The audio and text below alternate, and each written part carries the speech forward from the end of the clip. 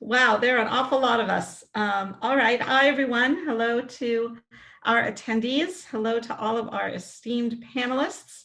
I hope everyone has had an opportunity to watch everyone else's recordings. Stuart's is up and it's wonderful. So I hope you get a chance to watch it if you haven't yet. I really recommend. This is a really great collection of papers that all speak to one another and contribute, I think, to one another really nicely. The organizers, I think, did a terrific job of putting this particular session together. So there are an awful lot of us here today for this discussion. We do have questions that have come in, but I think I want to start just by throwing some comments and questions out. If you could, panelists, I think the best thing to do is for you to raise your hand if you want to respond, because there are so many of us. If you open up the participants panel, you'll and then click on panelists, you'll be able to raise your hand there, I think. Am I right about that? Yes. Okay. So I think that's probably the best way to do it because there are, in fact, so many of us. And please remember to unmute yourself when you have something to say. So our, does that sound all right to everybody as a way to go forward? Yes. Okay, good. So technically we are here to discuss and debate a particular question that has been posed by the organizers of Dark Archives 2020, which is, this is literally what it says: how far is it the case that the facets of the medieval written artifact cannot, or can only be captured digitally? And I think this is actually a really pertinent question. And it's a question that all of us have addressed in our own presentations in different ways. I think we all know that the digitized manuscript, whatever you decide you want to call it, and Stuart addresses this in his lecture, is in fact a different animal, literally, from the object itself. They both have pros. There are things you can do with an actual manuscript that you can't do with digital images. And as everyone has demonstrated, there are lots of things you can do with the digital manuscript that you cannot do with the actual manuscript. And so that includes not just looking at the image and zooming in and working with it as an image, but also using that image to extract some big data, like Ben has done, doing forensic investigation through different kinds of imaging, reveals things that cannot be seen with the naked eye, and then using AI to do analyses to learn how to machine read a manuscript and analyze the big data that way. So where do you all fall on this? It's sort of a spectrum almost, that we've got at one end the object itself. I have a facsimile of a manuscript here. I won't tell you what manuscript it's a facsimile of, but I do have a facsimile that is in fact a really good simulacrum of an actual object. And it is a different kind of experience than you get actually when you get looking at digital images. So I'm going to open up the floor and for any comments or thoughts any of you might have. Somebody just jump in. Anybody? Come on, where are you? Stuart, speak up. I'm going to call on Stuart to kick things off. Unmute yourself, Stuart, and tell us what you think. Lisa, hello, it's great to see you. Nice to see you too. I didn't even say that. It's really nice to see you all. I'm glad you're all. It's really nice to see you and everyone else. I was being heckled in the background. I do apologize. Could you just restate the question? I really apologize about that. Well, it's the big question of the day is what do we do with digital things that we can't do with physical things? And what do we do with physical things that we can't do with digital things? Lots. Lots, yes. I think that's a really exciting time right now, historically, as you know, like not the pandemic, in terms of the accessibility of material. right? There are millions and millions of manuscripts available online, and more manuscripts than I could possibly hope to turn the pages of online on a Wednesday or many, many Wednesdays from now. And so you have to think, like, what can we do with that material? What opportunities does it allow? So obviously one answer is digital humanities, machine learning. I might say, look, I'm interested in the ascender of a Lamed and the finish on that. In terms of multigraphism, can you do me a search AI interface, machine coding thing that finds other things in Latin manuscripts that maybe by a similar scribe, have a similar approach, and drop in like 100,000 manuscripts, and it can send back 5 or 500 or 100,000 for my consideration. That's the kind of work that I can't do on my own. I know what the research questions are, and also want to think about how accessibility of material shapes our research questions, how we think about things. Like Yeah, for sure. for my PhD, I worked on 3 manuscripts closely. When I began work on the Digipal project, which was looking at 11th century Old English script, English vernacular minuscule, I sat in the British Library and manually turned over the pages of 10,000 folios. That was an amazing experience. I learned so much more than I could possibly have learned, you know, looking at these 3 manuscripts. But that's a drop in the ocean, given how much is available online. And every day I'm turning the pages of manuscripts to do serious research so that I can tweet amusing memes. And, you know, but you know, that's the beginning. We have to think, what are our research questions? Maybe our research means the physical object, maybe it means one manuscript, maybe it means 5 years close study of that one scribal hand, if that's what we're doing. Or maybe it means, how much can I see?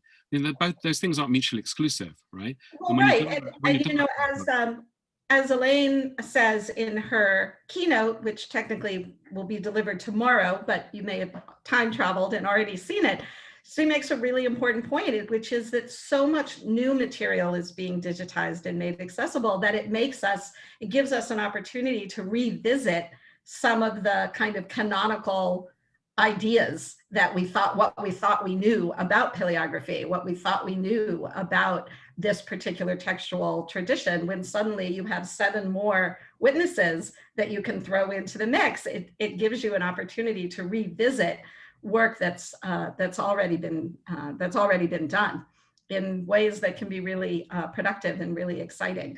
I see Cornelis has a comment, and I know you have to leave early, so why don't you, I'm going to go ahead and call on you. Thank you very much. So just to continue what Stuart was saying, I think we're also at this stage where we should really challenge ourselves to think of ways to engage with the manuscript now that we have a digitized manuscript. I think with every new invention, we're sort of you're stuck in the past for a little while. Like when cars were first made, they just looked like horse carriages, right? And when digitized manuscripts were made, they looked a lot like manuscripts. And maybe 5-10 years from now, they won't look as much as manuscripts as they do now. Like now we go to a specific website of a library and then we click on in the catalog on a manuscript, and then we see it on our screen and we're able to browse. But all these much more fascinating things that we're already thinking of right now with automated image analysis and all of that, it requires actually a lot more infrastructure than what we have now. It requires also programmatic access to the images and perhaps also still an improvement in catalogs and digital catalogs. So a lot of it depends really on our conversations with librarians and other institutions who actually hold the digitized manuscripts, to ask them, okay, can we access them in a more immediate way than just looking at them with our human eyes, with our human vision? We also like to look at them with our computer vision. I'll leave it at that for now. Natasha? Oh, perfect. Sorry. Yeah, so that was a really interesting point, Cornelius, that you said, yeah, digitized manuscripts at the moment look like manuscripts, because I think that's one of the main issues which we actually haven't found to be like that. They actually do not look like manuscripts, that we're missing kind of a lot of information, which for like, yeah, material scholars is super important, like the binding, or as Lena said, empty pages, or something which I encountered is that, yeah, traces of use are not really visible on like a normalized kind of, you know, those very lovely digitized pictures we get, so that they actually, yeah, they don't look like manuscripts, and kind of, yeah, how we deal with that. So I would be really interested in what people think about that, and yeah, how you deal with that. Well, that gets us to the question of, should a digitized manuscript look like a manuscript? If it's really a different kind of animal, maybe it doesn't have to look like a manuscript, and maybe it shouldn't try to imitate what the actual object, because maybe it serves a different function. I see Ben nodding. Go ahead, Ben. So I really like what Stuart, Cornelis, and Natasha have said. When you think of a physical manuscript, just one, that's an information-dense object. And as we're digitizing, we're only taking small samplings of information out of that information-dense object, taking a visible layer, multispectral layer. And as Natasha said, we're missing just layer upon layer of information that's held in the physical object. But kind of to return to what Stuart was suggesting, we do have this massive visual information now. Let's start asking questions about what we can do with that, but also then address Natasha's concerns, which is that we might need to sample these manuscripts in different ways than just visible light images.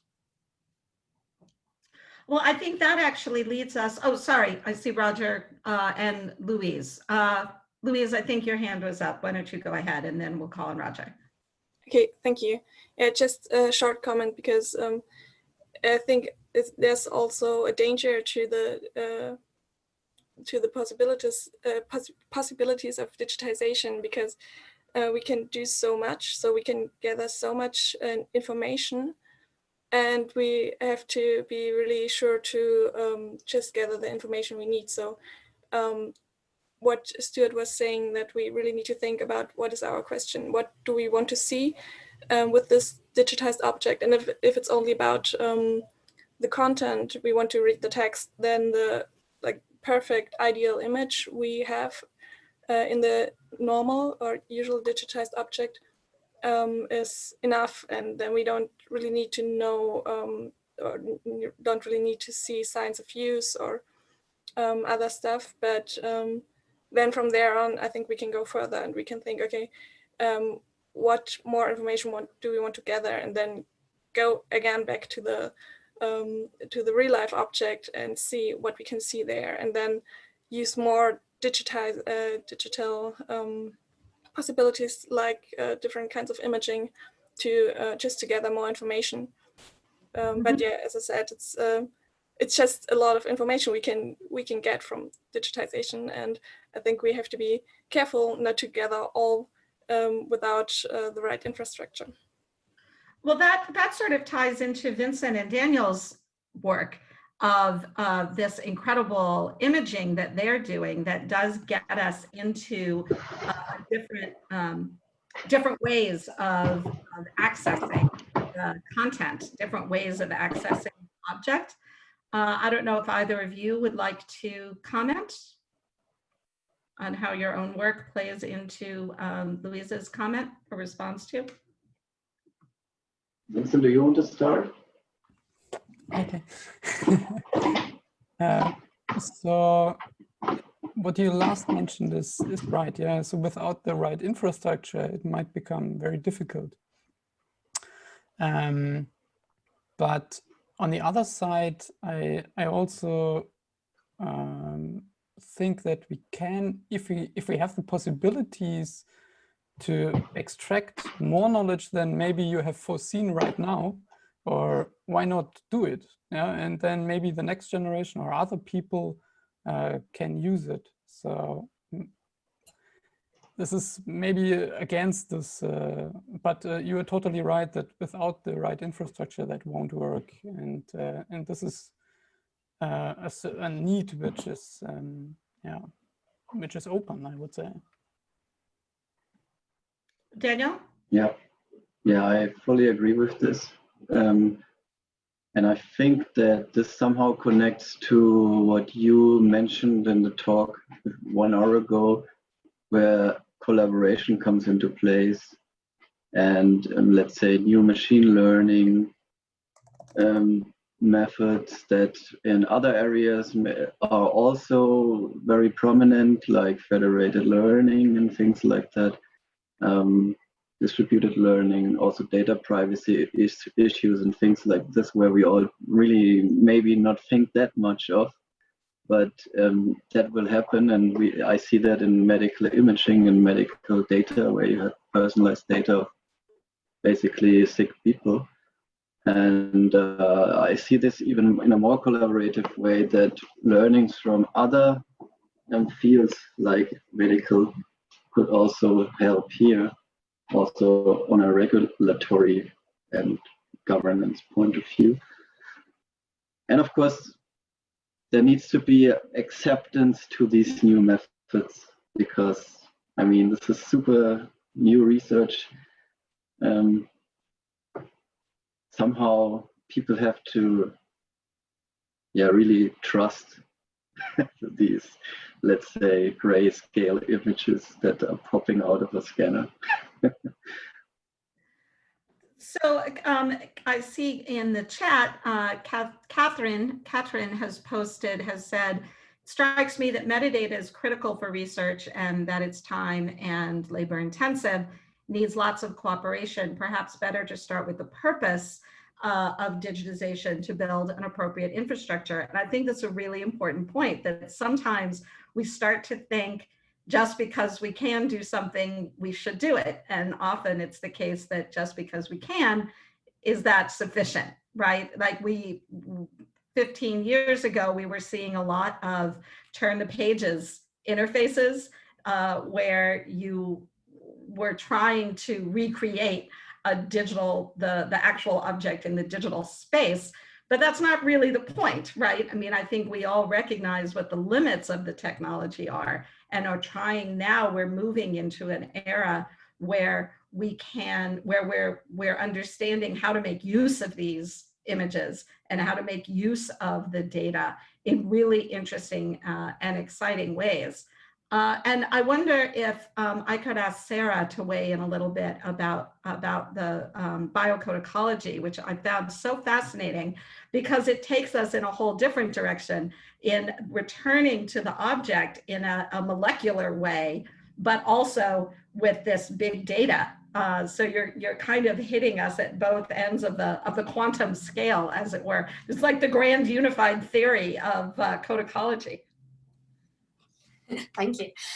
Yeah, and one of the problems we have is we're kind of straddled between the digital and the physical. Obviously, what we look at is the biology, so very much focused on the physical, but it's not the physical that you can see. You can't do the things we do just by looking at the manuscript. Obviously, we take our non-invasive samples and then we produce all our data.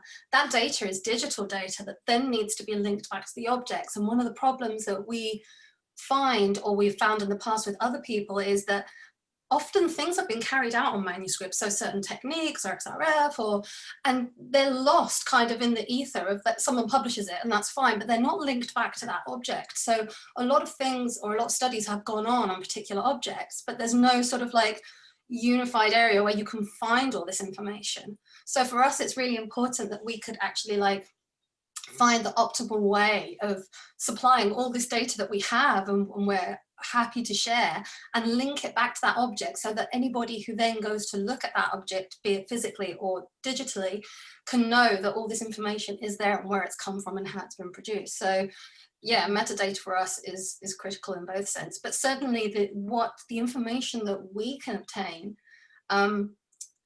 it can't be put directly back into the physical book. We need the digital to be able to explain and to show what we do. So it's how do we incorporate that best so that everybody can make use of this kind of information? Well, it requires a new model, right? I mean, it really is. We're not just for so long, we've just taken the discipline of manuscript cataloging and try to turn a bibliographic description into a metadata record, and it's not a good fit, right? Because there are things that you put into a catalog description that can't be quantified the way that an electronic record wants to be quantified. You know, approximate dating, it was a problem that's just now beginning to be solved. Or how do you put in a collation statement? Where does that go, and how can you make that discoverable? You know, we're kind of at the cusp of really exciting new ways of thinking about cataloging and discoverability, and how to incorporate all of this really interesting data into the work that we're doing. Natasha, you had your hand up. Did you have something, or was that from before? I think that was from before. Oh, okay. All right. So we have a question from the great Dorothy Africa, who says, we are lucky to be at the border, so we are able to deal with manuscripts as physical and digital objects. Boy, I agree with that. As time goes on, will access to physical objects become so restricted that younger scholars will know only the digital realm? That is a sad question. I hope not. What do you all think? Anybody want to weigh in on that question about access and accessibility?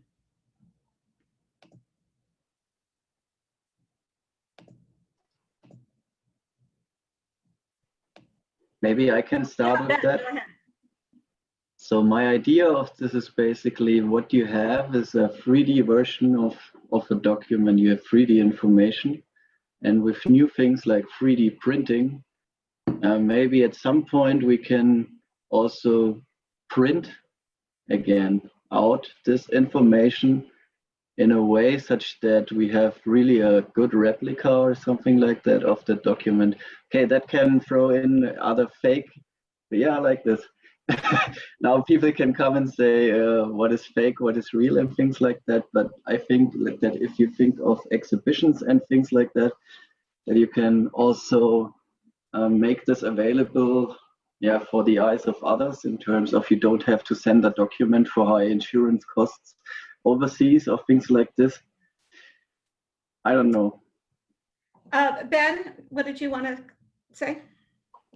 I just wanted to say that it varies across institutions, of course, but for an institution like mine, and for many libraries that I've worked with, digitization serves as advertisement. It's a way of letting people know what we have in order to drive them to come see the physical object. And I think we've seen this repeated across multiple institutions, where raising awareness of holdings through digitization actually increases foot traffic to the reading room.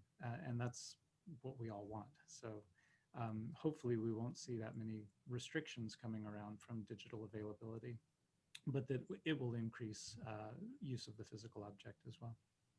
Well, that's what Will Knoll always says, right? The reason everyone goes to the Louvre to see the Mona Lisa is because they know what it looks like. You know, they've seen images of it, so they want to see the real thing.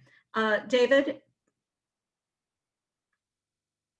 Hey, thanks for calling on me. So the thing I wanted to respond to in that last question is I think we can also romanticize access. Because I think, you know, if we look at the deep history or the long history of manuscript kind of rooms and studies and descriptions, and you know, the stories that were told of manuscripts were told by people who had access then, right?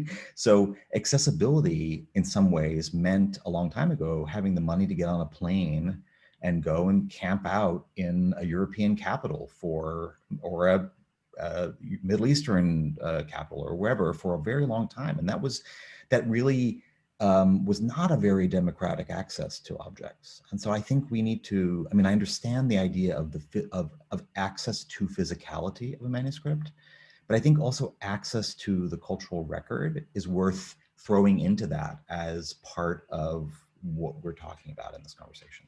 Thank you. Stuart. Hi, thank you. So I teach Latin paleography, and you know, at the Bodleian, one of the things I really noticed over the last few years is the willingness of repositories and institutions to allow students to access materials and really encourage that, because they realize it's in everyone's benefit. And bad things don't happen. Only good things happen once you allow that. That's the thing. So I think some of the more restrictive practices that have existed in the past, I don't know, when I was 20 years old, I wanted to look at a manuscript I was working with in the British Library, and they told me no, I was too young. I had to wait till I was 21. I don't think that would happen now. In fact, I know it doesn't happen in a lot of institutions, and that's a good thing.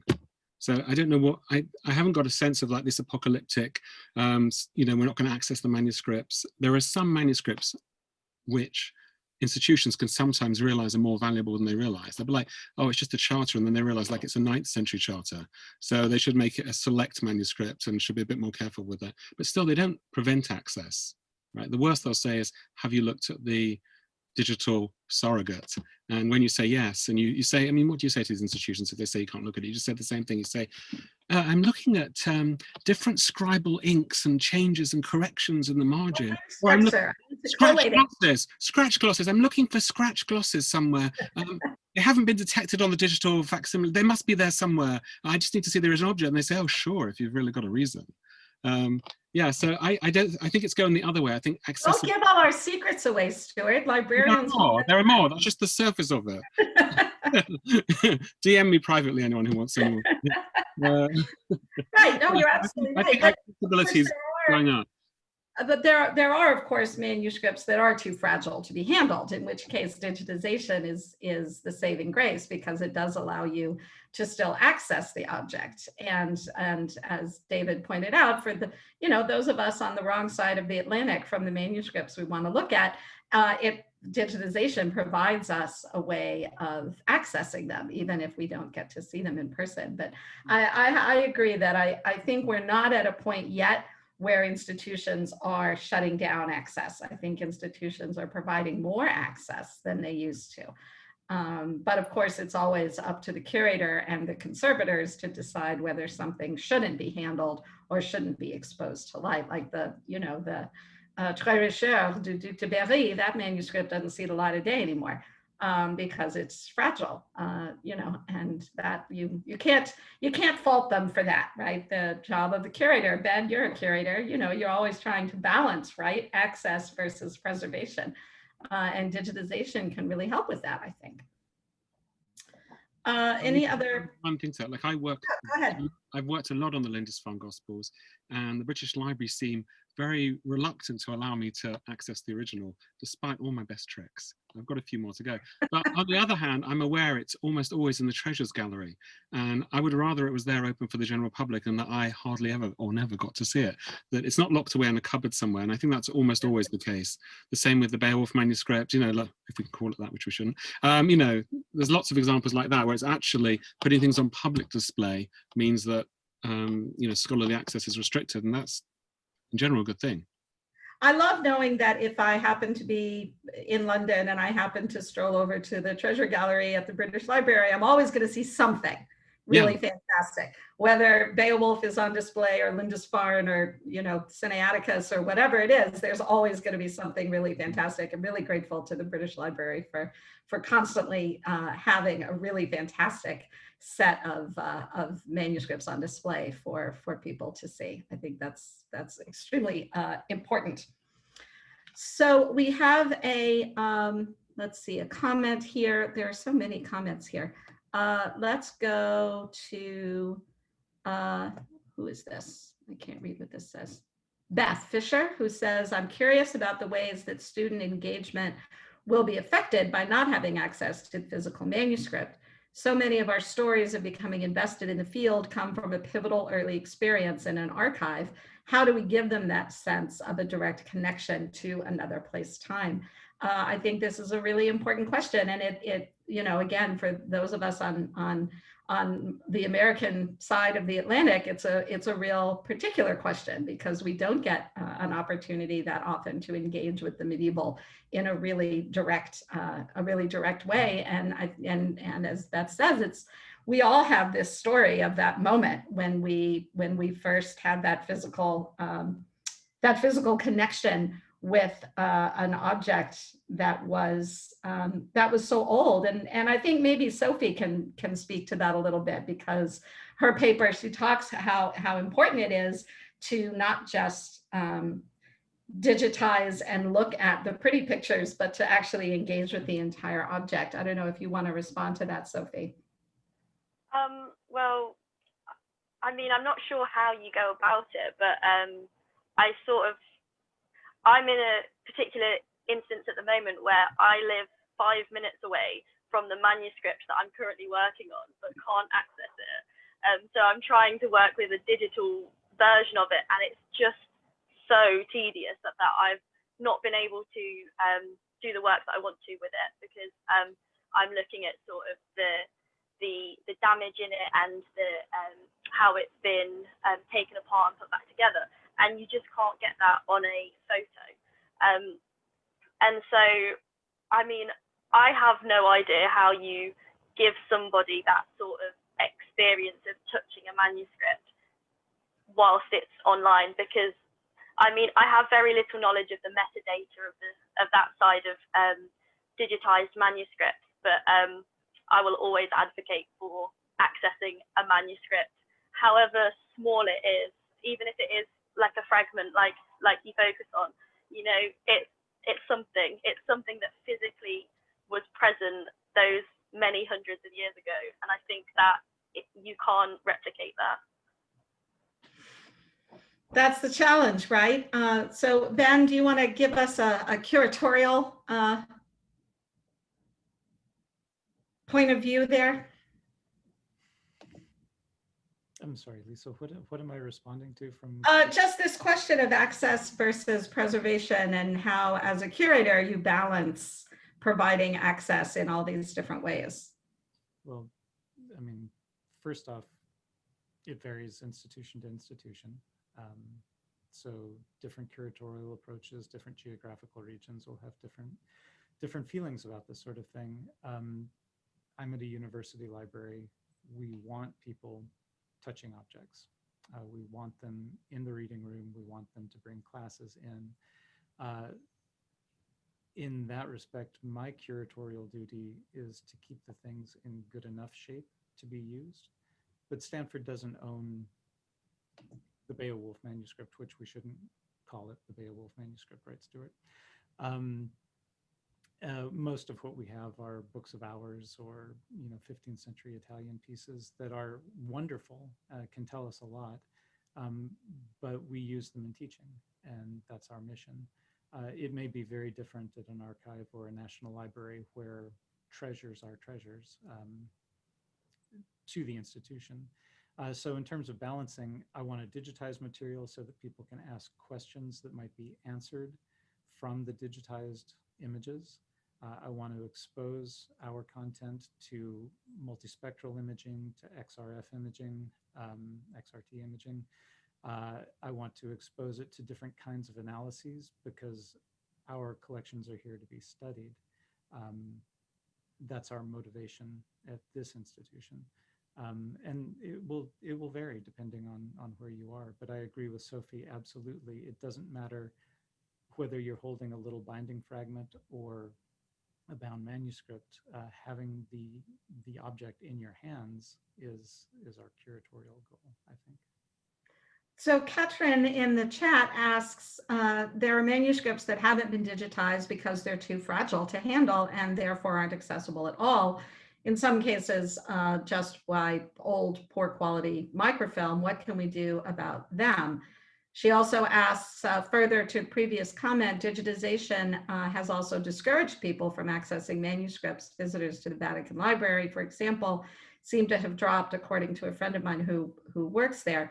And I actually want to call on Andrew. I know, are you there, Andrew, or are you just logged in? If I don't want to call you out, but I'm curious if the Bodleian has seen that at all, or how digital access. I don't know, maybe he's stepped away, but I think that's a really interesting question, right? There are manuscripts out there that are simply too fragile to be handled, and in which case I don't think there is much that we can do, other than look at older images and older reproductions.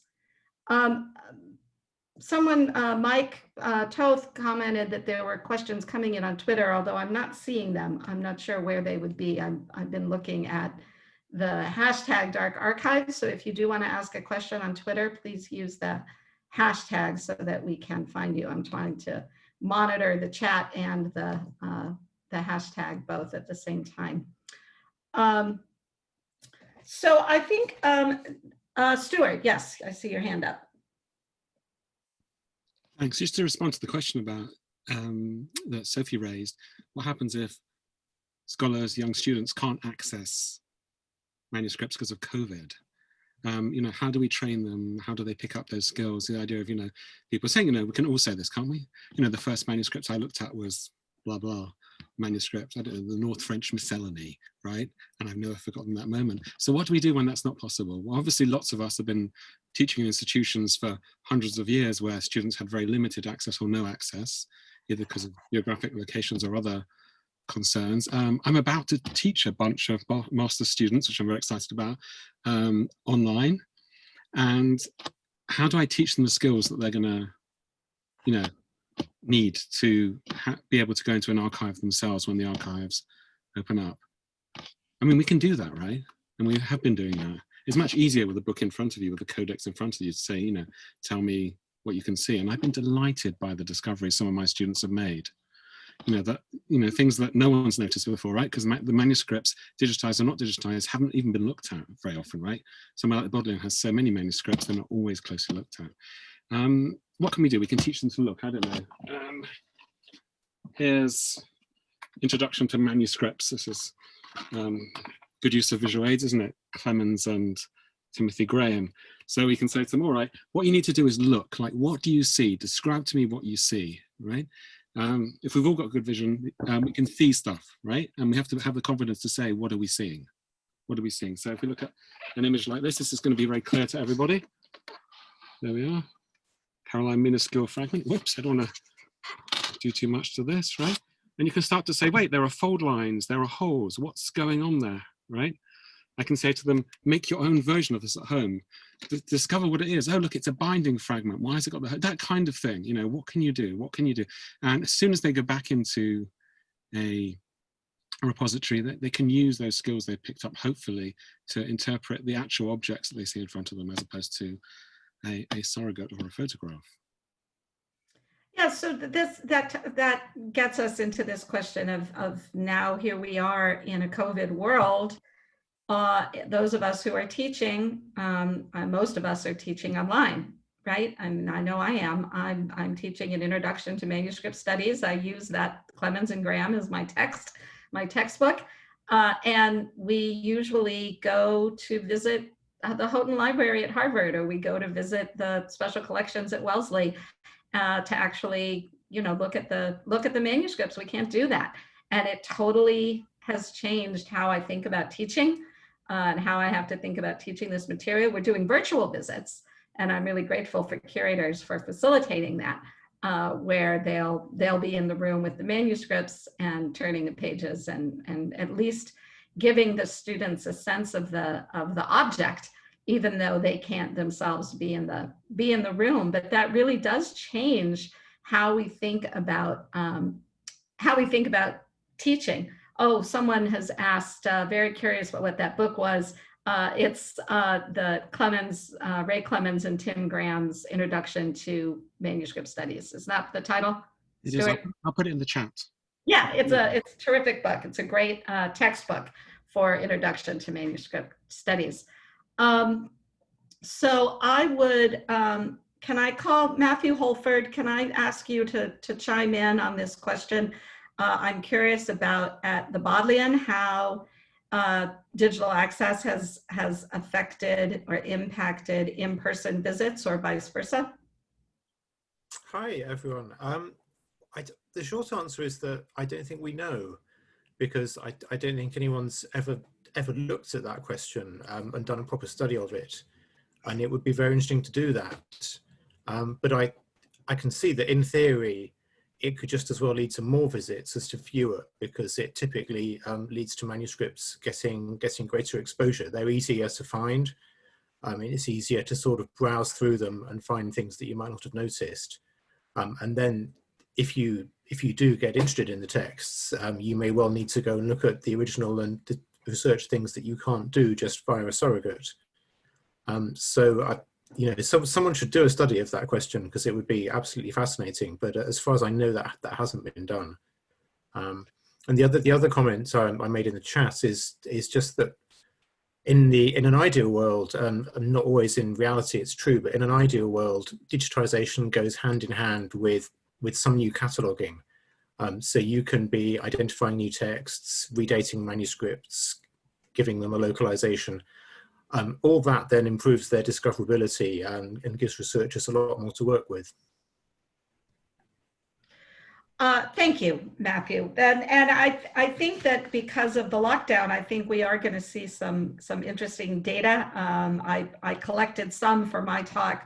Curators were very generous in sending me page hit data comparing 2020 to 2019, and there were some interesting patterns, and it'll be interesting to see how that plays out in the long term. So we have a bunch of questions coming in the chat, and I'm trying to keep up. There are so many of them. Hold on one second. Let me just, I think I'm going to close that window and just open this one. All right, here we go. So here we've got a question from Katarzyna. Oh no, this is from Mike Toth, but he's reposting a question that came in on Twitter. Thank you, Mike. I appreciate that. The question says, thank you for your great presentations. I'm curious to hear your views on how you see the developments in the digitization of manuscripts from microfilm through digital imaging to 3D in relation to knowledge creation and discoverability. Doesn't digitization to a certain extent perpetuate established canons instead of expanding them and creating new knowledge?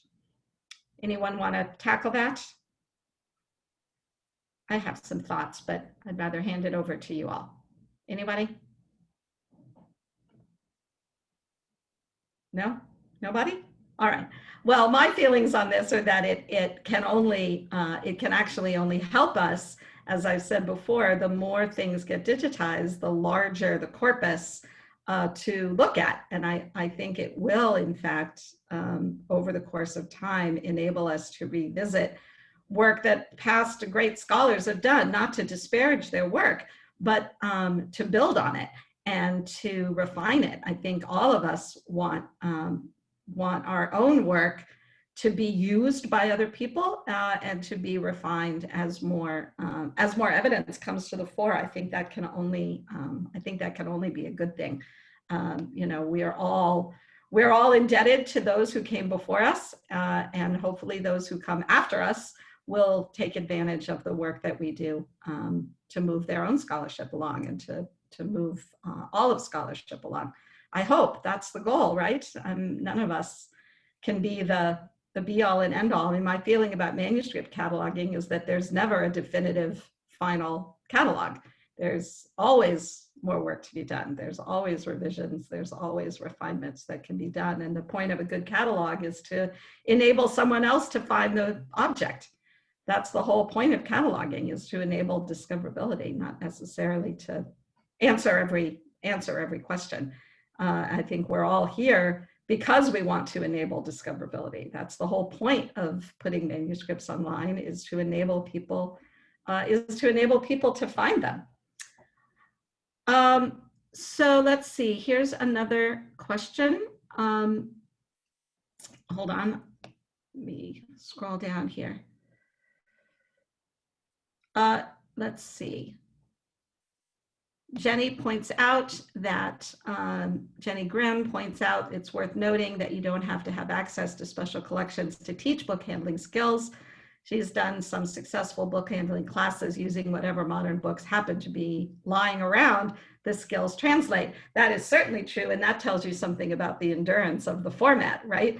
If you can teach using a modern book, if you can teach something about a book that was made 1,000 years ago, that tells you something about the book that was made 1,000 years ago, right?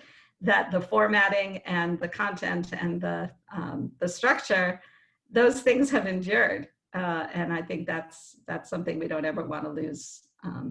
We don't ever want to lose sight of. Laura Mariale comments, interesting how the binary of digital and non-digital remains with us. That's a good point. Wondering if we might move into a both and way of thinking about digitized manuscripts instead of either or, that one can do things the others can't, and thinking about how digitization allows us to focus on detail. So how can we use the actual object together with the digital manuscript for the betterment of both? Anyone want to jump in on that? Yeah, David.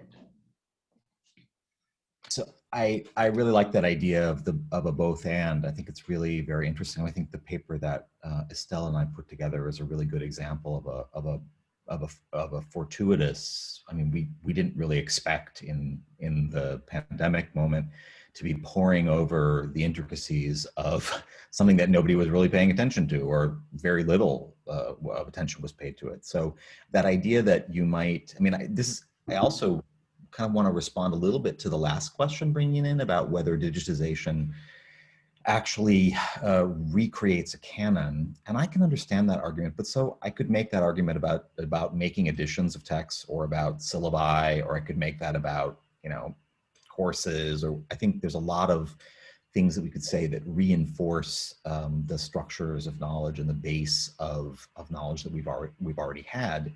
But then again, there are those moments, like, I mean, I think we were just really happy when we thought about what the possibility was in imagining paying attention to that level of detail, which is actually like some kind of, it's both and close and distant at the same time too, right? And imagine that there were some results that allowed people who hold Bibles like that around the world to just kind of latch on and find something new, right? So I like that idea that Laura suggested, and I think we should think about pushing that forward, theorizing that a little bit more. Thank you. Anyone else want to respond to that comment?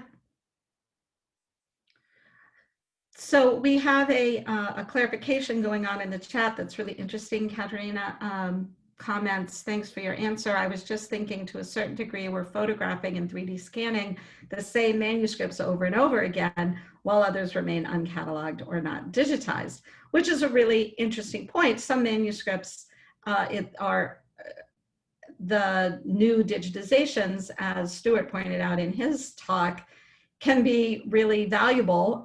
They can show us things we didn't see before, but on the other hand, they can obscure things that we could see before. And sometimes it's actually really useful to have multiple digitizations from multiple times, where you can actually see things differently. And I think I tweeted about this at some point, about the Codex Aureus, the leaf that was exhibited in the exhibit at the British Library last year, where the new digitization doesn't show the gold, yes, that one, Stuart, the way that the previous digitization did. And so in that respect, sometimes it's worth seeing things from a different perspective and getting a new digitization. Sometimes the old digitization is better, and sometimes the new digitization will blow your mind. I don't know if you've gone to visit the Book of Kells and looked at the new images. They are fantastic. The depth of zooming, the same with Lindisfarne, the detail that you can see that you really couldn't see with the old images. So in that respect, I think it's always worthwhile revisiting and some of these great books that we may have thought we were done digitizing them. Ben, wait, I see Ben commenting here. Ben says there are 200,000 manuscripts available via IIIF, which is really great. And he's hopeful that the trend towards comprehensive digitization starts to outweigh the redigitization efforts. I agree, absolutely. Ben, chime in here. Just kind of building on Katarzyna's comments. We are privileging bound manuscripts and to a lesser degree fragments at the moment. I would love to see richer archival digitization, but my point was that's going to require a cross-community need to raise awareness, to bring money into institutions that need it, and to look at infrastructure and that sort of thing. So I'm hopeful that over the next decade, we'll see a much broader digitization push than what we saw a decade ago. And the full library digitization projects that are going on seem to support that. The Vatican, the German manuscript portal, eCodices, the work that's been done by Gallica and Biblissima to bring together French manuscripts is opening up lesser studied manuscripts to really needed study. And Ben also commented, oh no, that's not Ben, Beth Fisher commented that it's worth looking at the way that Bill Enders has used earlier photographs and digital images to produce palimpsest details. And those are some really interesting series of overlays where you look at the older image and then you can actually see how the manuscript has changed through time as it's experienced more wear. And we saw that a little in Stuart's examples too, where you could actually see wear on the gilt in the new image, right? It was on the newer image that you couldn't see on the older image. Is that right, Stuart? Have I got that right? Right enough. Yes, that's good. And one thing, thank you, Lisa. The one thing I want to say, I've sat on different committees about, trying to attract funding for digitization projects. And if you say, well, we've got these scrappy, slightly fragmentary 12th century Latin charters that are in a bad state of repair and no one ever studies, that doesn't tend to attract funding money. Whereas if you say, dear funder, you'll re-digitize the Lindisfarne Gospels, that's what you do, it'll be even better than ever been before. And then you slip your charters into that thing as well. So I've definitely seen things where things have been re-digitized because they're, the blingy, flashy things that, that people want to give money towards digitizing and have their name on it. Also driving digitization of other things. The Polonsky Foundation have been amazing in terms of just saying we'll digitize everything and not making those distinctions. And I'm really grateful to them. In terms of the accessibility, that's given us, it's a very different model. It's a very different model. I don't know if anyone's familiar with the Friedberg Genese project as well from a few years ago, where the funding body literally said, we're going to, as I understand this, we're going to give you an amount of money, institutions, but you only get the money if you digitize your Genese fragments in a certain period of time. And you have to do that. And some institutions were freaked out by that and others rose to the occasion. But it means so much material has now been available, because of those kinds of initiatives. So I think it's more positive than negative. Well, and this also sort of ties back to Henry's lecture. Henry, if you want to chime in here, talking about different kinds of digitization, different layers and different versions where the practice of digitization has obscured the veiling that Henry is trying to shed light on. That was a complicated metaphor, sorry, but do you want to speak to that at all, Henry? Yeah, thank you. And thank you for the discussion so far. It's been really interesting. Yeah, I think one thing that did occur to me, and kind of, especially with Katerina's comment, is that I don't think we need to always access the best digitization of something if we've got a specific query in mind. So with manuscript curtains, if there's no illuminations, for instance, that, for this specific query, you don't need to look at the object at all. If there's only one illumination, you can often find this out really quickly looking at a microfilm. You can probably gauge it from that. And often what you're doing with things like curtains is you're looking for cases where you can't find curtains. Because when you kind of confirm that there's no curtain there, you can move on.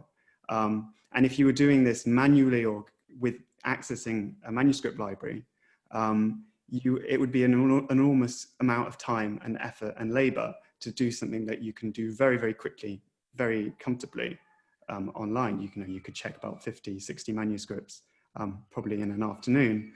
You couldn't do that in a library. So I think it's the kind of question about the digitization or the specific form of the digitization and the catalog. It all depends on what you're looking for and what kind of questions you're trying to answer. Thank you. So we have two questions in the Q&A that are of a more practical direction. So Megan Smith asks, when digitizing in collaboration with academia, who owns the digital image? Who owns the digital information? And I don't know if anybody wants to, I think the rules are different depending on which side of the ocean you're on. I believe, and someone tell me, correct me if I'm wrong, that at least in the United States, if you take the image, it's yours. Isn't that correct? Ben, do you know? I'm not exactly sure. Oh, okay. I don't want to get it wrong. I don't want to steer people wrong. So I'm not actually sure. There are people out there who know that answer. I don't know if any of our panelists know exactly how that works. If I can jump. Oh. Yes, please. Sorry. Andrew, are you there? You're on here twice. I don't know which one is actually. Sorry, I'm running my, there you my go. office computer to okay, keep yes, the connection please, going. chime in. Yeah, so the issue is that under US copyright, there's this principle of whether there's sort of a spark of originality and whether an image actually has sufficient originality to it and sufficient creativity to actually count as something that can actually be a copyrightable work.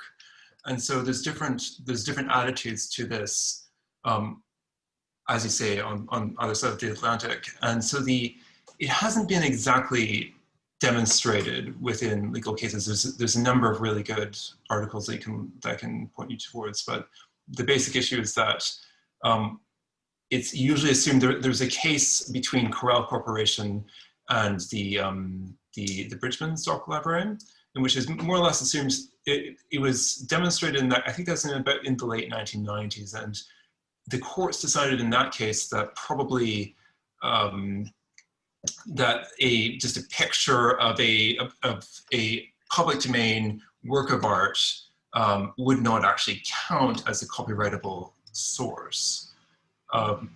So within the United States, it's believed that sort of just a flat image of a manuscript is still a public domain image. And so that's why you'll get all sorts of images on Wikipedia, for example, because Wikipedia follows American copyright laws of manuscripts, even though in some cases there are images from libraries that themselves claim copyright over the image. Now, within Europe, it's a very different situation. It's a bit different in each country, but more or less, it boils down to it's actually quite complicated, but it generally. Of course it is. Of course it is. It's copyright law. Ideally, every institution should state very clearly on their website somewhere what the licensing is for their imaging. So hopefully before you do anything with an image, you should go and make sure that what you're doing is legal and appropriate. And somebody brought up the question of David Risley brings up the question of diplomatic transcriptions, and it's the exact same problem. In this case, there's been a if you want a good analysis of that, first of all, Europe has a very specific law for critical editions, in which a critical edition of a public domain work has a specific copyright term of 30 years, only the text, not whereas the apparatus is considered to be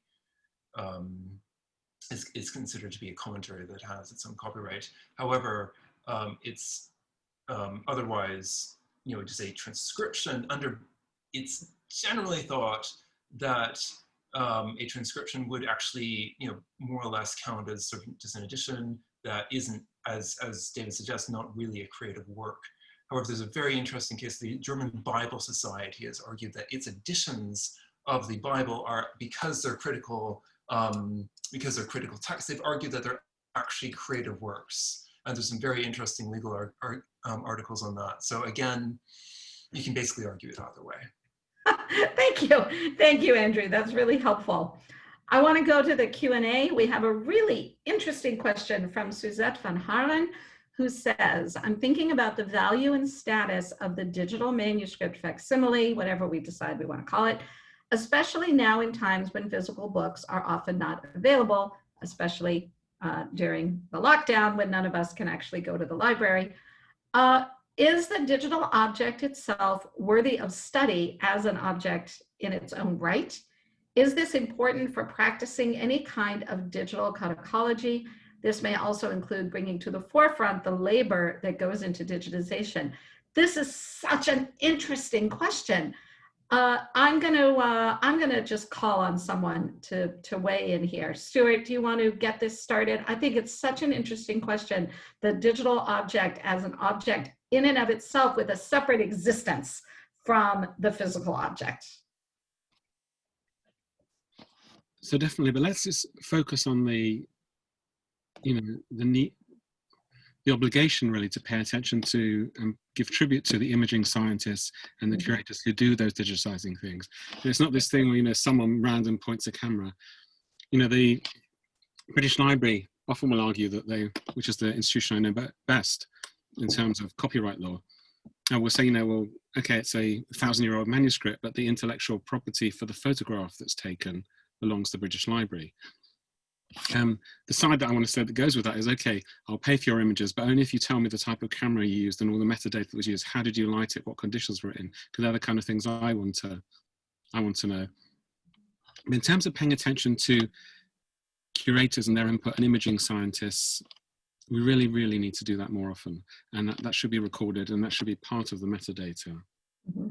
Yeah, not everyone does that, right? Not everyone actually records the conditions under which the image was taken, because that's metadata that's specific to the digital thing, right? I mean, you can't really, it's not really an object, it's bits and bytes and binary code, but it is a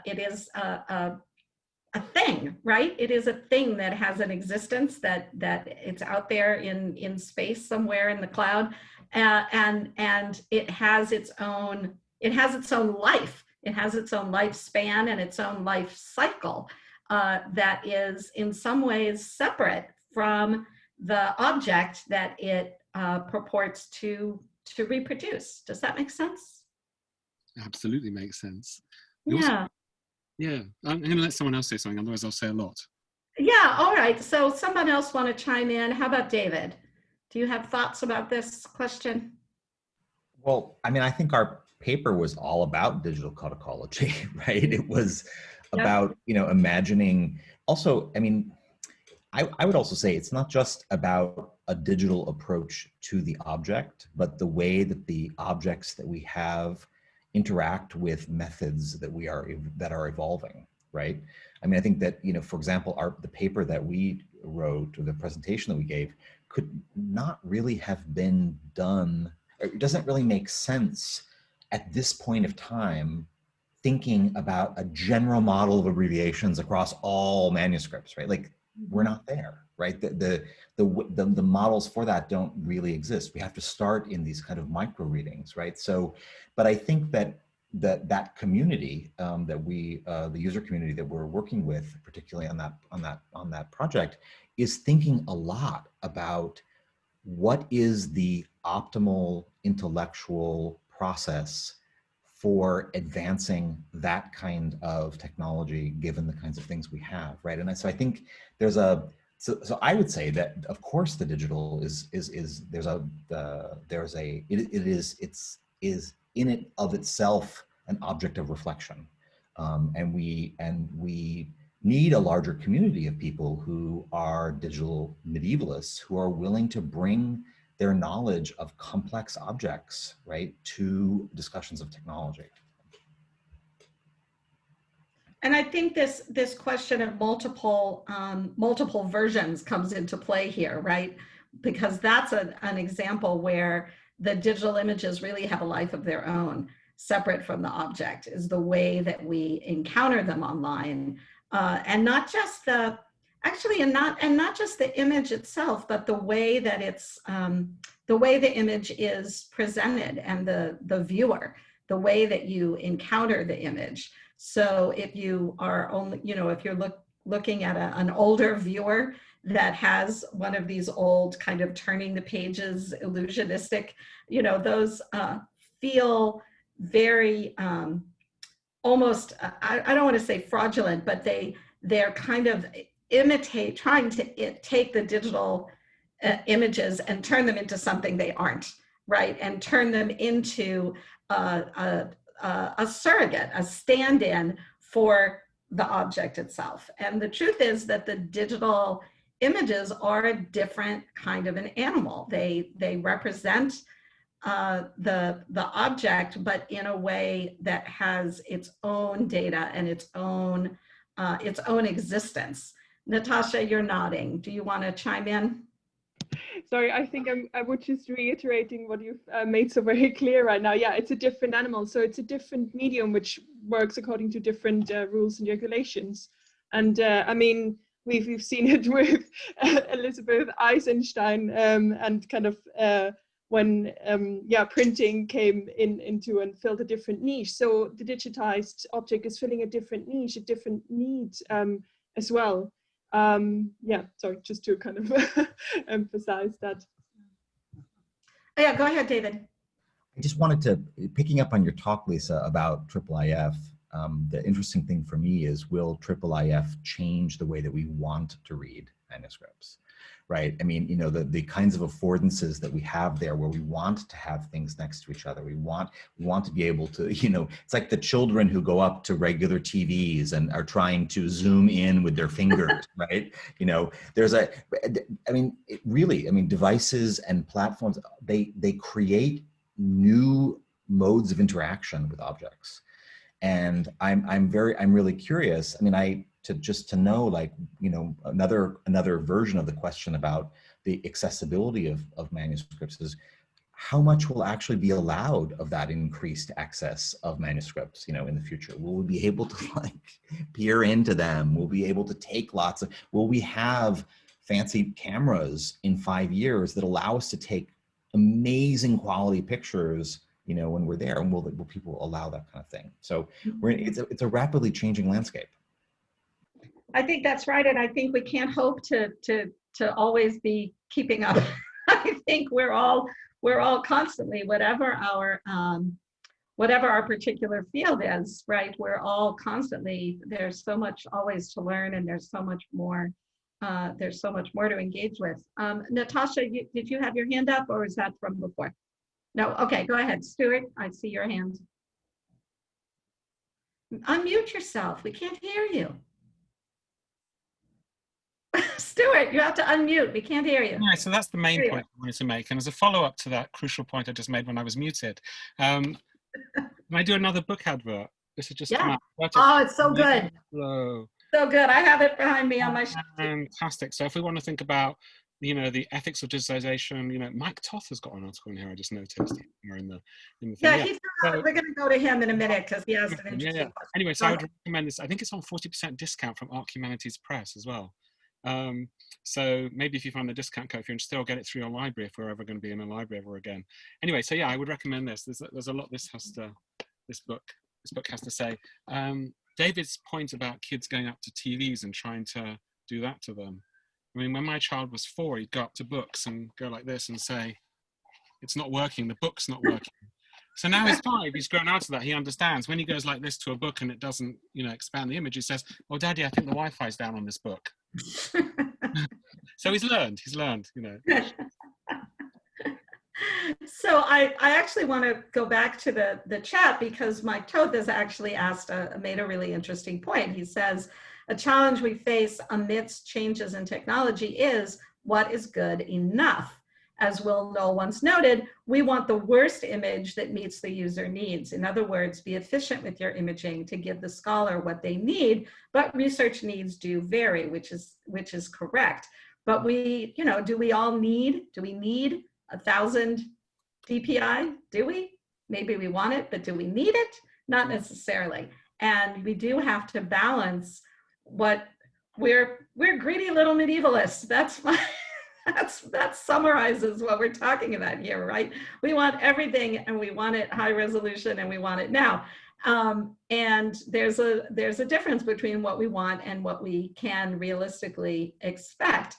It costs money to digitize things, and we forget that sometimes. It's not just the equipment, but as others have pointed out, the labor. There are people who have salaries that need to be paid, or who are being paid hourly, but there are people behind all of this, and they need to be paid for their labor. And so sometimes there are compromises that have to be made, and we may not be able to get exactly what it is that we want, but there is this question then of what's the minimum that that can be done in a realistic way that gets us what we need.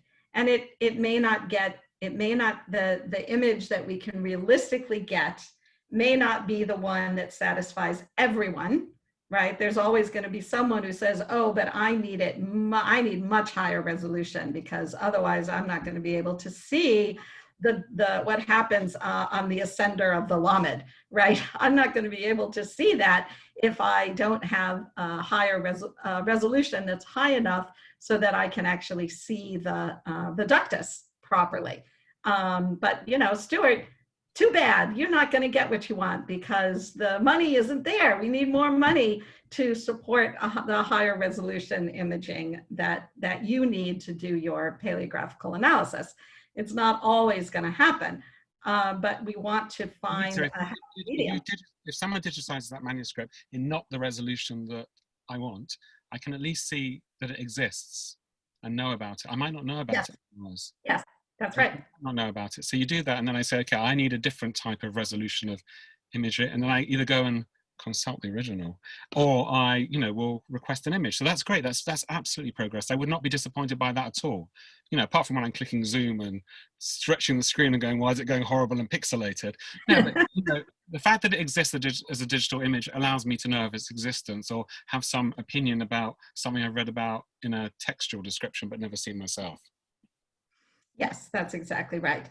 So we are halfway through. I think maybe everyone could use a quick break.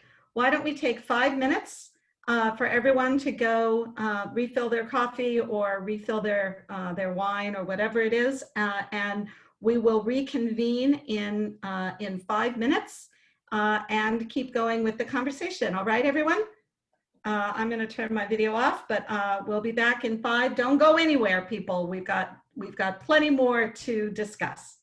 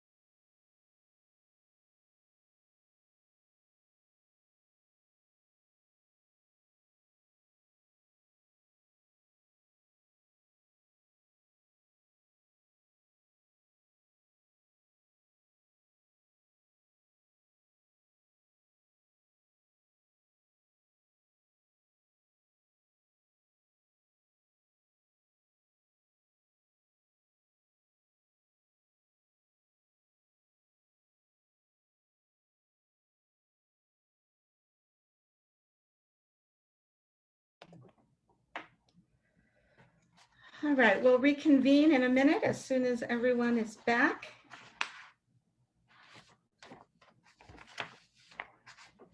I'm trying to keep up with what's happening on Twitter and in the chat and in the Q&A and what came in other formats. We've got a lot of questions still to get to.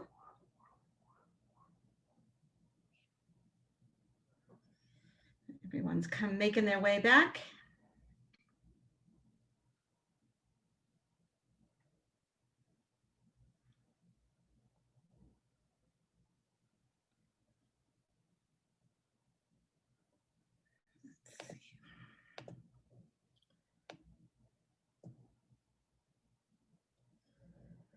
So one thing that I didn't say initially was to all of the panelists and all of our attendees, I hope everyone's okay. You know, we don't really talk about that as much as we should, how difficult these last few months have been for everyone pretty much on the entire planet. And I hope all of you are okay, and that as things open up, you're still feeling safe and secure. That's the trick in all of this, is finding a way to get back out into the world in a way where you and your loved ones are safe and stay healthy. So I think we can reconvene. Is everyone back? Just about? Yes. Okay, great. So I want to change course a little bit, unless anyone has anything they would like to add to the previous discussion, where we were talking about digital images as a different kind of creature from the object itself, and the study that we may end up seeing studies and histories of imaging in a way that is a rather different way of approaching the field than thinking of the image as a substitute for the object itself. Does anyone have anything they'd like to add on that particular subject, or anything else that we've talked about before we move on? Sarah, you have your hand up. Go ahead. Just a brief point about the digitization and the quality of the images. One of the things that we found in our project, because we're focused on looking at the animal aspects of documents, often the digitized versions are not exactly what we need. So for example, we might need a very simple image in transmitting light, just a photograph of a page with light coming through it. And that's hugely more informative for us to look at the anatomy of the animal, or some of the more sort of interesting parts of the shading, the colors and lights. So obviously, like you were saying before, everybody has different needs and you can't do everything. But we find that sometimes, yeah, for what we need, or for example, macro photos of follicles to start looking at different animals or breeds of animals. These are things that are very often not part of the digitization process, but can be hugely informative depending on obviously what you're looking for. So it's something just to take into account.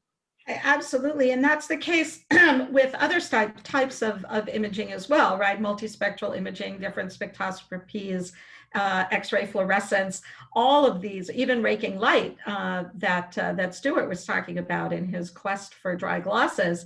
All of these different ways of imaging are not the standard necessarily. They're not the standard way of imaging, because we just, we don't have all the money, and we don't have all the technology, and we don't have all the time.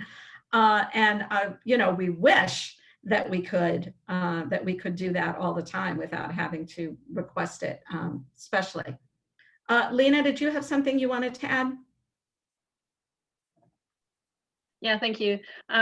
Just a short notice as well. I was thinking about founders and money again, and I wonder how digitization of manuscripts and the digital tools we have and develop are existential to the broader impact of what we do in research and conservation, and how this impact factor may or may not affect research projects, future projects.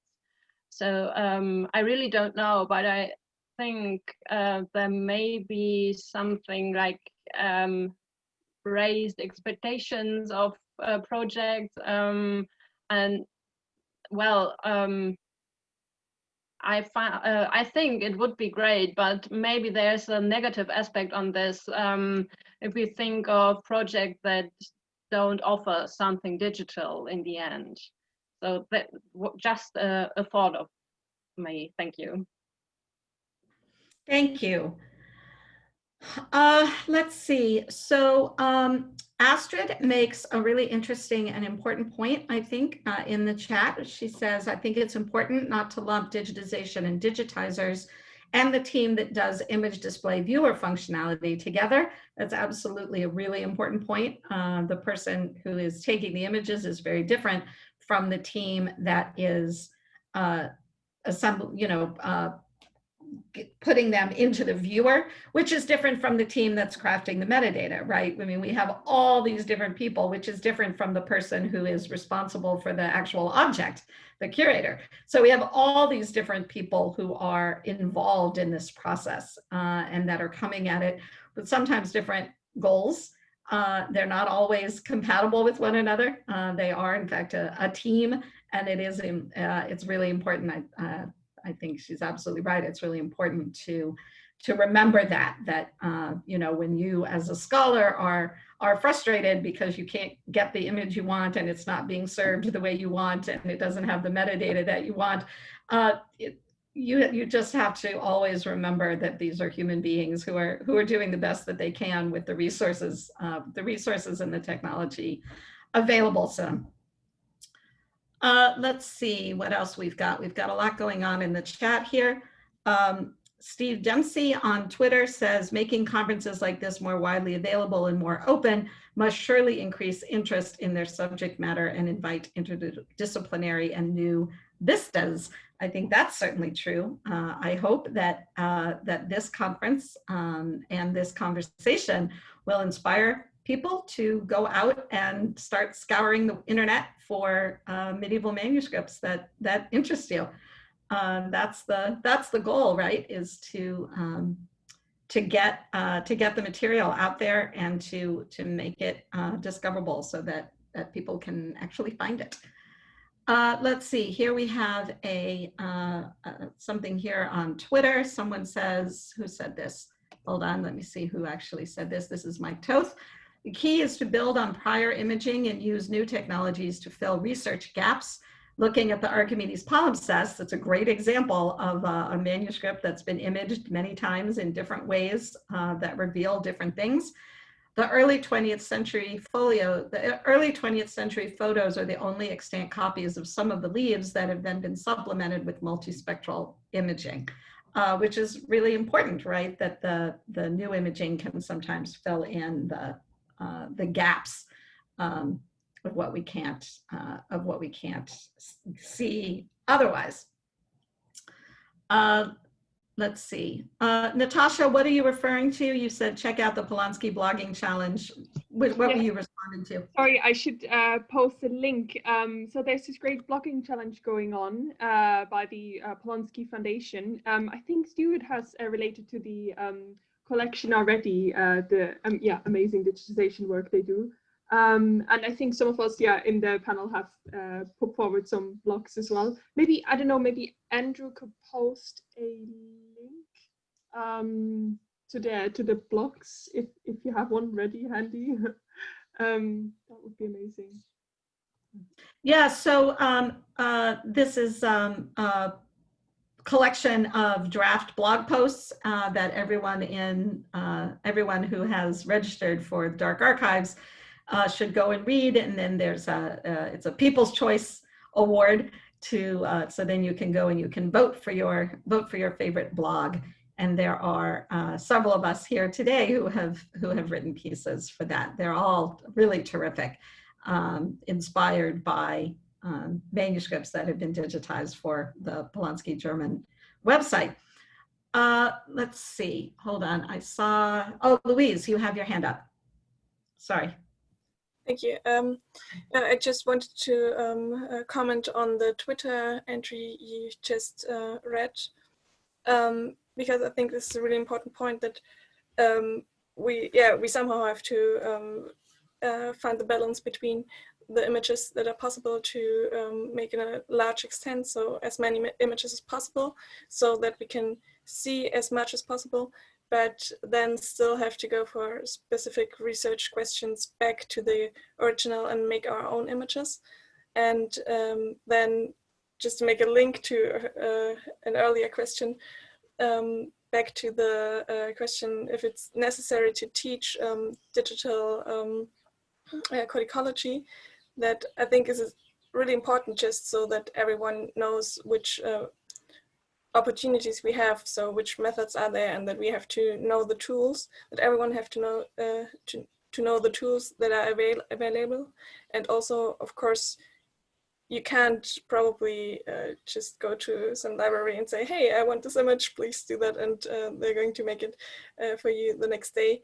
Of course, that's not possible, but I think it's very important that you know that there are more opportunities that you can rely on in your research. So yeah, I think it's very, it's really necessary to talk more about the tools and the methods we already have, like in this conference. Thank you. All right, so we have some specific questions that have come in the past few days, so I can throw some of them out there. Sarah, did you see there were questions that came in for you on Twitter? Have you seen those, and were you able to respond to them? I responded to some. I don't know if I missed any, but I tried. Okay, hang on, let me open up some of those and see what we've got. Hold on a second. I've got a lot of screens here at the moment that I'm trying to keep an eye on.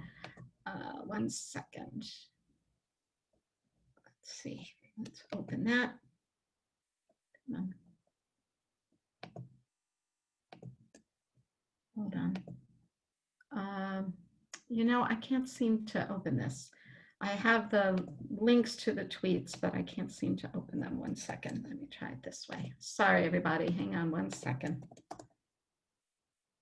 There we go.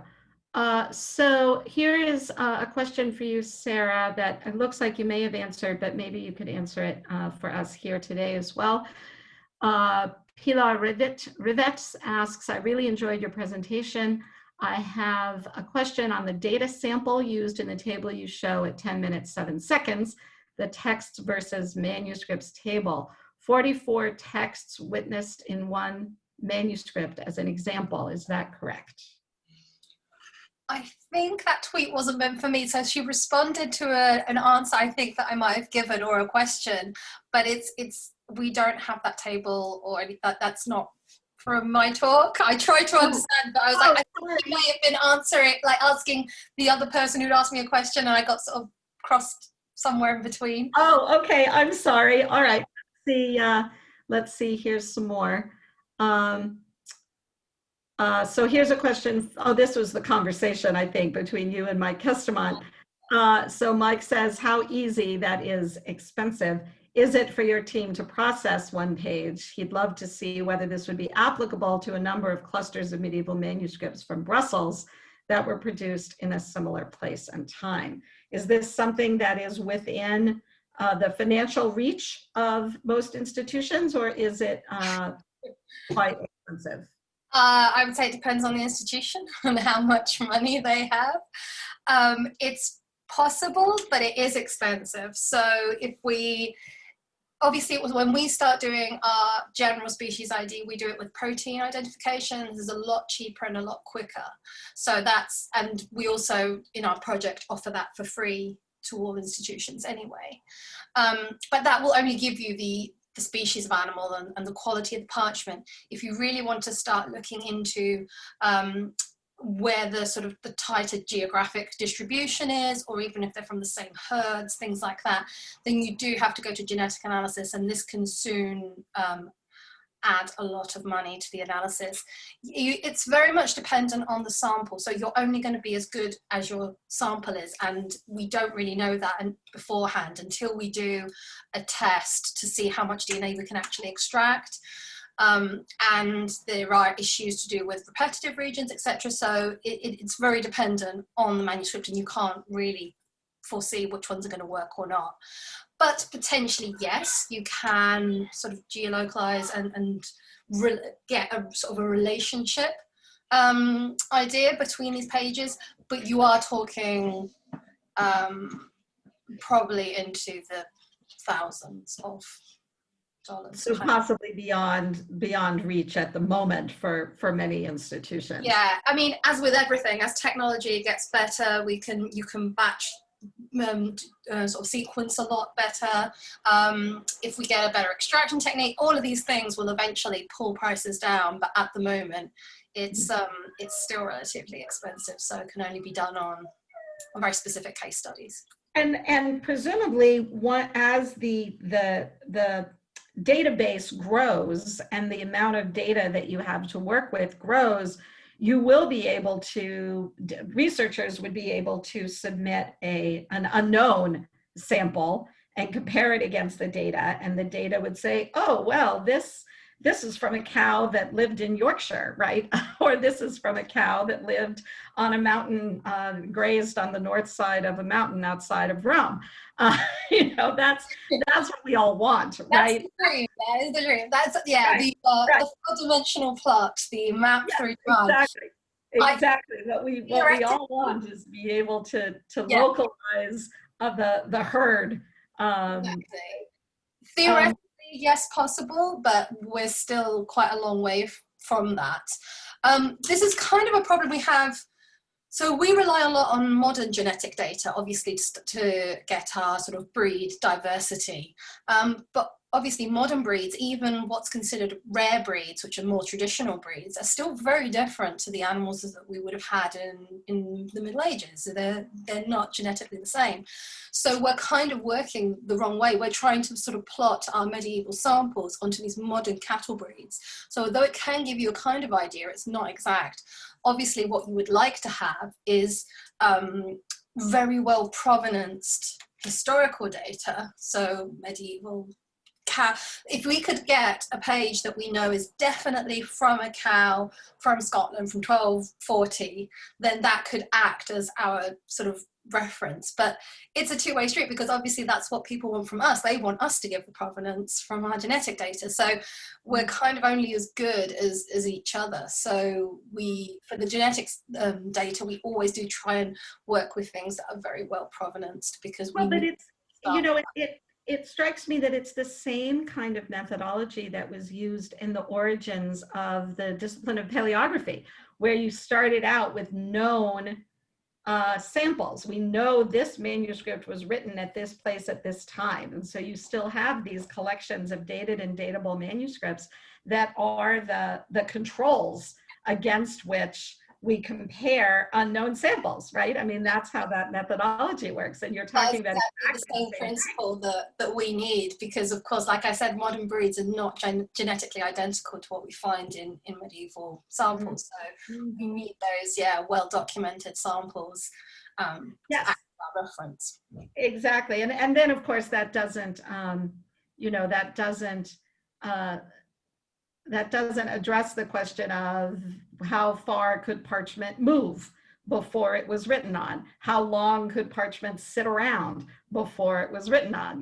We all think we have an idea. We have ideas about that, but we don't really know, right? We don't really know. Could parchment sit around for 10 years? Maybe. Could it sit around for 100 years? That seems unlikely. Yeah, but who knows? And these are sometimes things that we hope to explore, depending on so how good the samples are. If people have known manuscripts that they think, this was written in this library in X country, but we believe it may have been produced somewhere, or so the parchment comes from somewhere else. If we have very obvious case studies, that then we can apply this and certainly try and give an answer to that.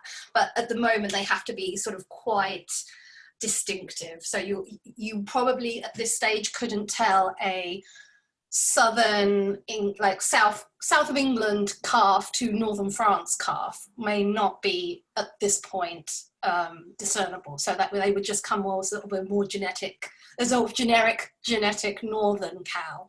But if you were, why are you sitting here talking to us when you should be sampling and analyzing data? we could certainly say if there's a Scottish cow that's been written in Spain, then that would be a very obvious case scenario that we could easily distinguish. So that these would are the things we want to do. Right, that would be really interesting. And of course, there are those manuscripts that I won't name in public where we don't actually know exactly where and when they were written. They have been written, and you know, it would be really great if we could somehow do a genetic analysis of the parchment, and that would maybe put some questions to rest. Michael Sargent has a question for you, Sarah, in the chat. He says, can you get, for example, DNA from a calf from Yorkshire in 1240 from settlement middens, bone versus skin, but still the same herd's DNA? That's an interesting question. How would that work? So yes, the answer is yes, we can do that, and that is something we're actively looking at the moment. And ideally, we would love to be able to say, if there was, the trouble is there aren't many, but if we could excavate and parchmentaries were somewhere where they were making parchment and you find the bones of animals and you have parchment from that area, and we could link those back. So that would be the ideal situation. When it comes to extracting DNA, bone has a series of problems, although it's studied obviously in archaeology, it's one of our main sources. But the dating, for example, that you get on a bone versus the dating you get on parchment is not the same. On parchment, we often know the exact year. In a midden, you may be talking about a century of difference. So the resolution you get from bone versus parchment is very different.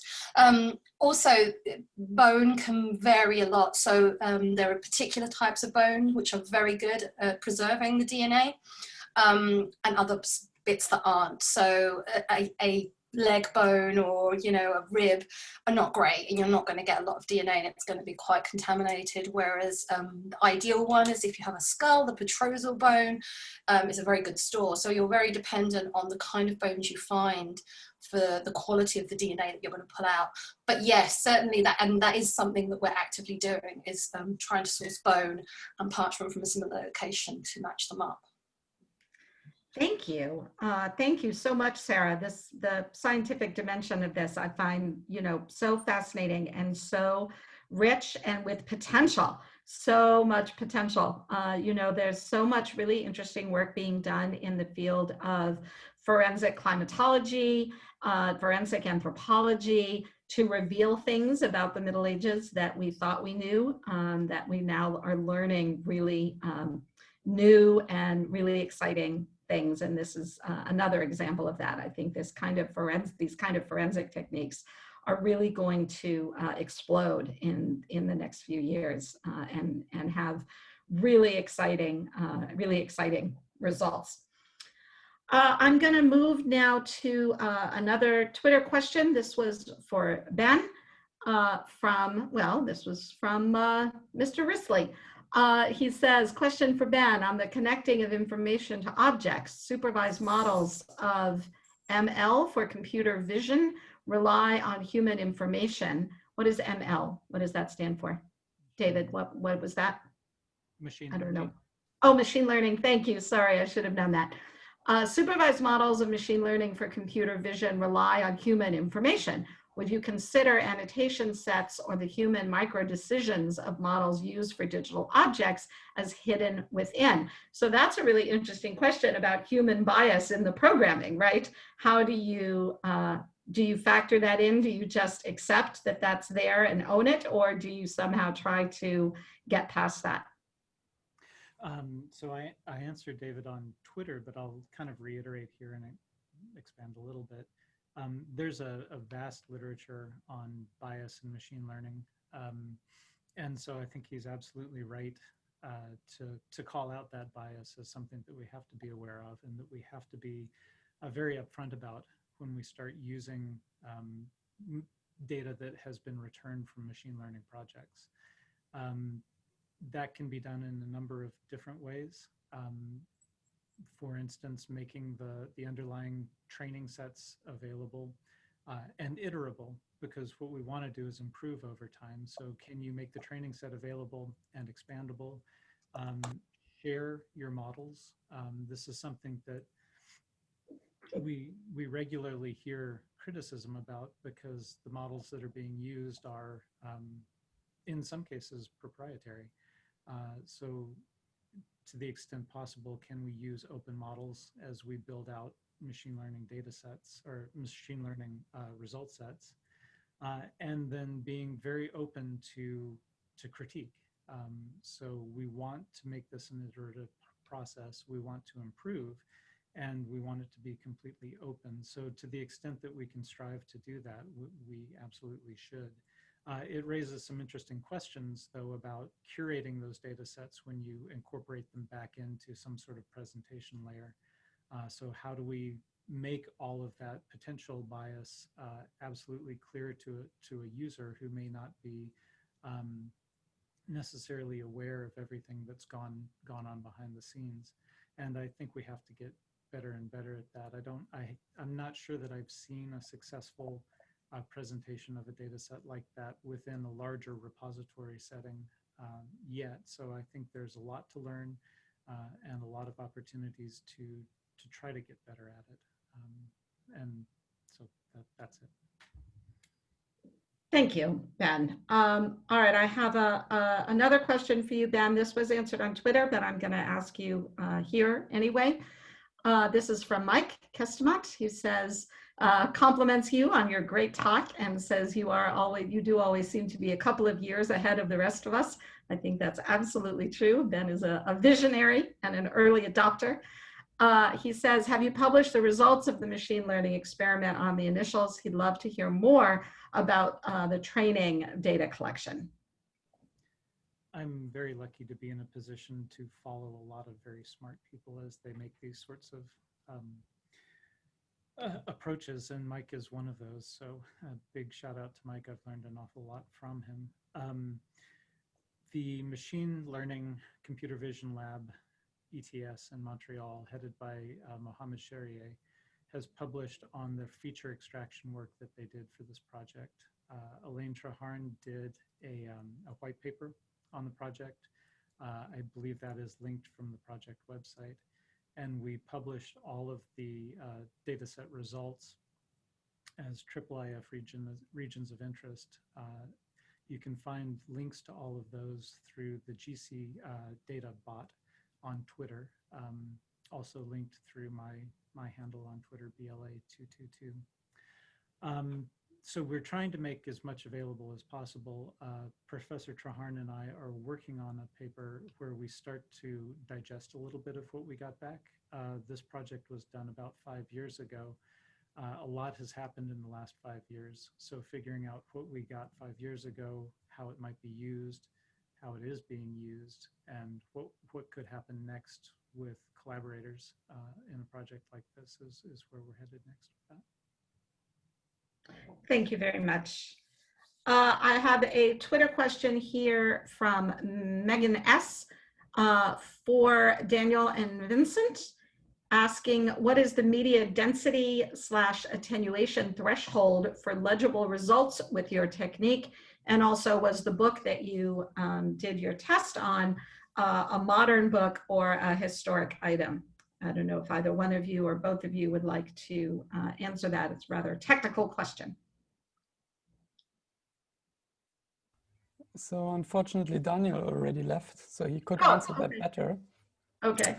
But anyway, I will try. So about the book, it was handmade paper, about 200 micrometers thick, and I think it was, the leather was from buffalo.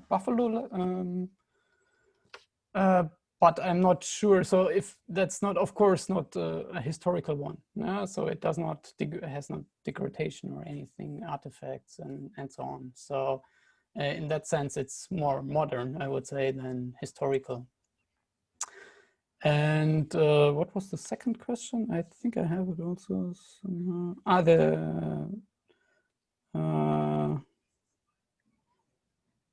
you see it there? The Hold on. media density and attenuation yes. threshold.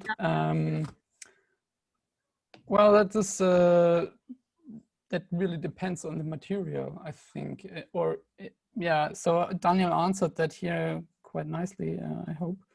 So, and we have not really investigated that. So we have not really tested on real historical books and other material.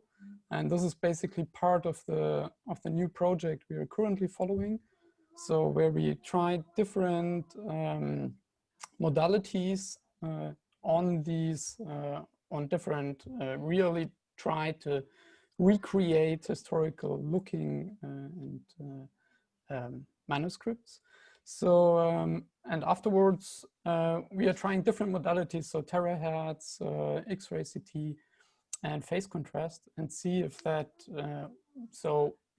where the advantages are and disadvantages. So in X-ray CT, which Daniel currently used, has of course the disadvantage that it has a certain dose level, and if that is too high, you might damage the material. And of course, in that sense, there are techniques where you can reduce that dose. For example, if you, instead of sampling each degree of all 360 degrees, you only sample, let's say, only every 60 degree or something. And then you try to, from these images, to recreate the 3D volume. So there's quite a lot of potential which can be used from the medical imaging technology. So where all these techniques already exist to, of course, you don't want to get too much radiation in physical bodies. So, and that's the same for historical objects. Yeah, so. Thank you. Maybe follow-up questions? All right, so we have 10 minutes left. Have we heard from just about everyone? Is there any of you who have anything else you would like to say about your own work that hasn't been addressed? Or I want to make sure everyone has a chance to be heard. I'm trying to think if there's anyone that we haven't heard from who is here. Let's see, I'm not sure we've heard from Estelle, Shannon. Is there anybody else who has anything they'd like to add to the discussion? This has been a really profitable and really interesting conversation. Any of the attendees, if you have any questions, now is the moment to get them into the Q&A or post them on Twitter or ask them through the chat. There are a lot of ways to engage with the work that all of us and all of these amazing panelists have been doing. I've actually had my own questions, but I will hold off on them in case anyone else has anything else that they want to add. I had Natasha, yes, I see your hand is up. Sorry, I had only a very, very brief question for Sophie on your amazing talk. I was wondering if there are any more kind of blemishes on the parchment as the patinal goes on. There kind of is an increase in wounds on the parchment. I wish I had a good answer for that. So I was hoping to go and see the manuscript myself in spring, but obviously that got cancelled. So none of the literature that I've read or looked at has any reference to there being any other damage in the parchment. But the problem with researching parchment damage is no one ever references it. Like, people ignore the fact that there's parchment damage rather than talking about it. So hopefully one day I will be able to go and look at the manuscript and give you a better answer and find out whether there is more damage in the manuscript. But as I mentioned, it's not digitized publicly, so I can't really do any more on that at the moment until I can get there, basically. But sorry, that was a terrible answer. No, don't worry. I'm really looking forward to hearing more about that, to be fair. So, Ben has dropped a question in the chat along these similar lines that has to do with the physical evidence, and has asked Henry to talk a little bit about adhesive residue and curtains. And I think that also includes stitching residue, like what's left behind. Can we analyze pages where curtains may have been but are no longer there to see if there are traces of adhesive visible through multispectral or other imaging techniques? That's a really interesting question. And if those of you who are attending, if you haven't watched Henry's talk, he's talking about this practice of veiling miniatures. And often the curtains have vanished, and we don't, you have to look extremely carefully for signs that curtains had been sewn in or attached to the manuscript. Go ahead, Henry. Thanks for the question. I actually have no idea about the imaging techniques that may help with this, and I'm sure you might be able to tell us a bit more. The residue is obviously extremely important, and it's important with digitizations because it's often the only really strong evidence that curtains were once there. And the stitching, I think, also tells us a lot about the object, about the practice. And this is something that Christopher de Hamel talks about in the book. And he says that the stitching is very messy. And there's a really strange kind of disconnect there between the fact you have a really beautiful object that's, with so much attention to detail and the finest, little specks of ink, and it's all very carefully designed. And then you have this stitching, which is really kind of ugly. Sometimes they'll combine different colors of the thread. And there's something going on there in terms of, what we think about as this extremely austere object and the stitching that doesn't belong there.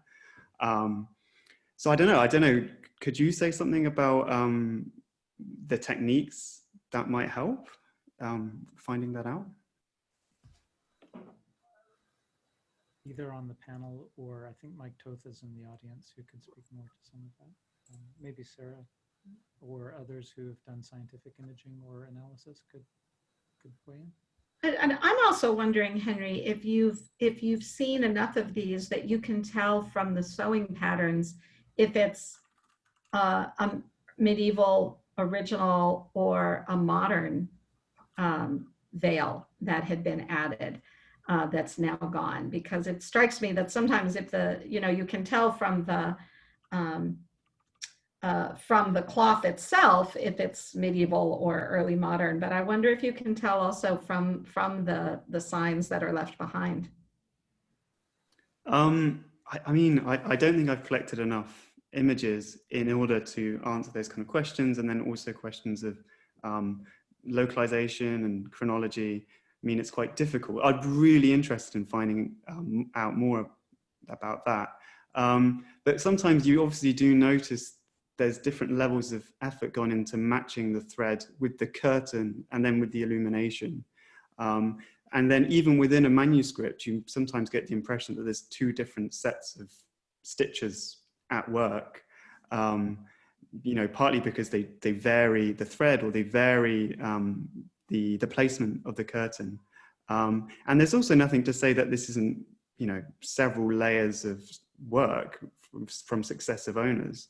One of the manuscripts I looked at has curtains across most of the illuminations, but not some of them. Now, is that because this quire was interpolated later? Was this because, does this tell us something about when the book as an object was all fit together? It's just really difficult to be able to be certain about those things. Because we certainly have examples where modern collectors have added them, right? And it is, I think, going to be important and interesting to see if you can make those distinctions, because that will really help catalogers, because often people either assume they're medieval or they assume they're modern without having any sense of what the actual physical evidence is telling us. So I think after a 2-hour journey, we are nearing the end. I want to thank the Dark Archives team for putting this together. I've learned so much from all of you. I think this was really a fascinating discussion. Really grateful to all of you. I hope we can keep the conversation going on Twitter and elsewhere. And I really, really look forward to the time when we can see each other in person again. I really miss everyone. I miss people. I miss being in the libraries. I wish I were in Oxford right now with all of you, but I am grateful for the opportunity to participate from far away.